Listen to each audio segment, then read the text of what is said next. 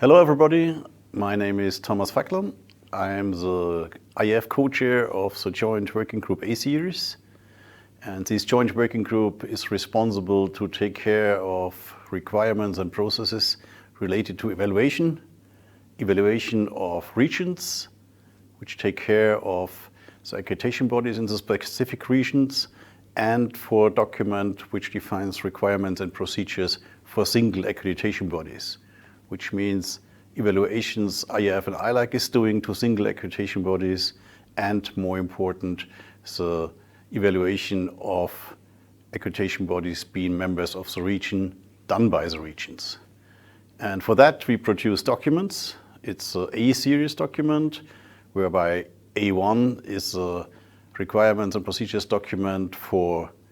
being applied by regions. We have A2, so that's the same to be applied for single accreditation bodies. And with A3 we produce the template report, which can be used by everyone, actually should be and shall be used by everyone, so that we have a single outline of the reporting on evaluations. Fourth document is A5. That is a document who provides application for 17011. For the time being, we decided that we will not have any application document for 17011-2017, because on one hand we think the standard is quite good, and on the other hand we need to collect some information, receive some experience about the evaluations based on the new standard, and if something will occur that needs to be explanations, we will produce a new A5 document. But for the time being, we will not do it. But, and that's a recent development, we will establish a frequently asked question list where region could get in questions, and the panel of the Joint Working Group A-series will provide answers, and these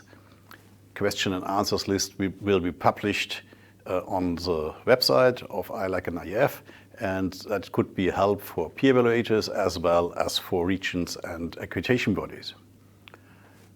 In addition, we are just having revised A1 and A2 to define findings. We had in the past the finding of comment, concern and non-conformity. Now we will transfer into comments, which are possibilities of improvement, and to non-conformities, and we skip concerns. That will be defined in a revised version of A1 and A2, and the differentiation inside the non-conformities will be the reaction, what has to be done based on a non-conformity found, whereas it will be looked at as a risk associated with the finding, and that should be in the summary report, which will be dropped after the end of evaluation at the region or at a single accreditation body. Quite recently as well, we looked at the issue of competence of accreditation bodies personnel involved in the accreditation process, and we formed a task force group to look if we could define some generic applications for this competence issue, because there are documents produced by IAF and some documents produced by ILAC, and as they are generic, it is difficult to apply both of them because they are valid for each kind of accreditations. Unfortunately, we failed to do so, and so the consequence of that was that we get back to the initial statement saying 7/2011/2017 is enough, and so we will not produce for the time being a document on that. But what will be a consequence out of it is as well that the Joint Working Group A-series will ask the Joint Executive, that's the committee we report to ask IAF and ILAC to check if their documents, the documents of IAF and ILAC containing guidance and requirements of a general level, then they should check if that is a requirement or guidance which is valid for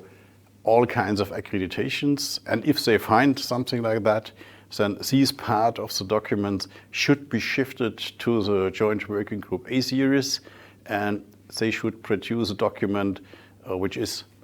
as a matter of fact, normally application document on 17/11. And then these documents should be as a reference document for all of these documents being prepared in terms of requirements or guidance by IAF or ILAC. That should support that we